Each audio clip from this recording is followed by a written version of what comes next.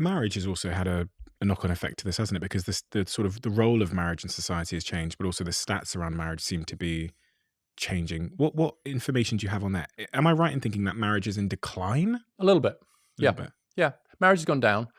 This is one area where it's very different in different countries. So I have to be careful about this. Like in the US, there's a big class gap in marriage. Like college educated Americans are still getting married. Non-college educated Americans are not.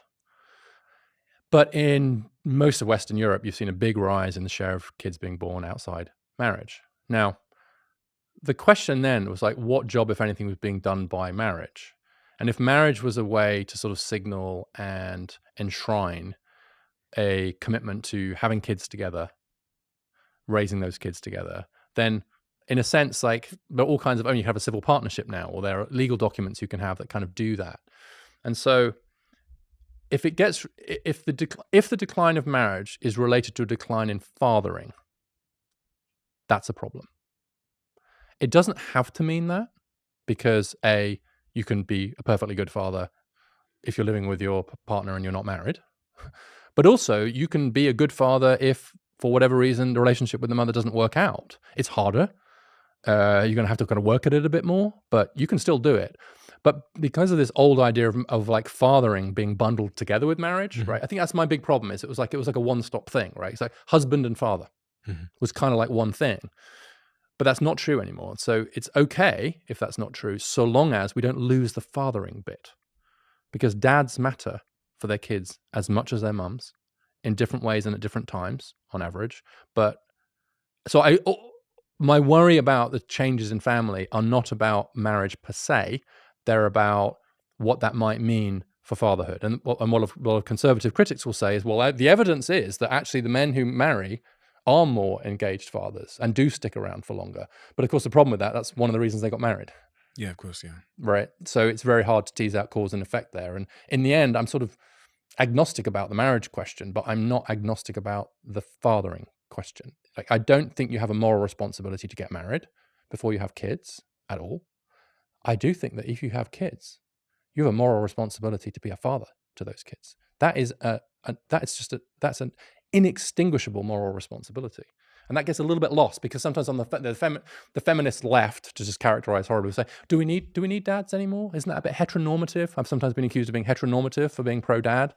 What about same-sex couples? What about single parents? Are we saying that they need their dads, right? Isn't that feels a bit old-fashioned, a bit conservative to get that on the other side. And then on the other side, yeah, of course dads matter. That's why that's why they should be married. And of course, the truth is, between the two, the truth is that dads matter, full stop, whether they're married to the mother or not. And both the people who insist that the only way to do that is through marriage are wrong, and the people who insist that dads don't matter are equally wrong.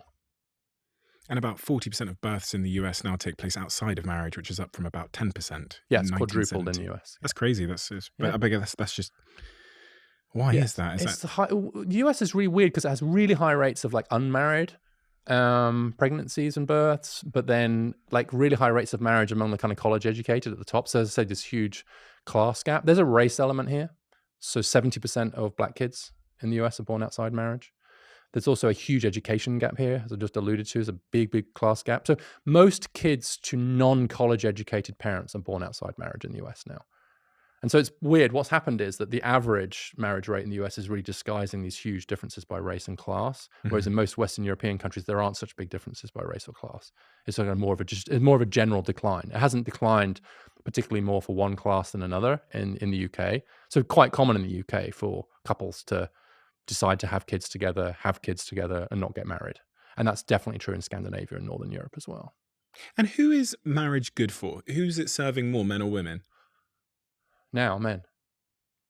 Because I was thinking, if we pressed a button and the marriage stats went backwards in time, i.e. more people got married and they got married within, when they gave birth within marriages, would that be better for men or women? It'd be better for men.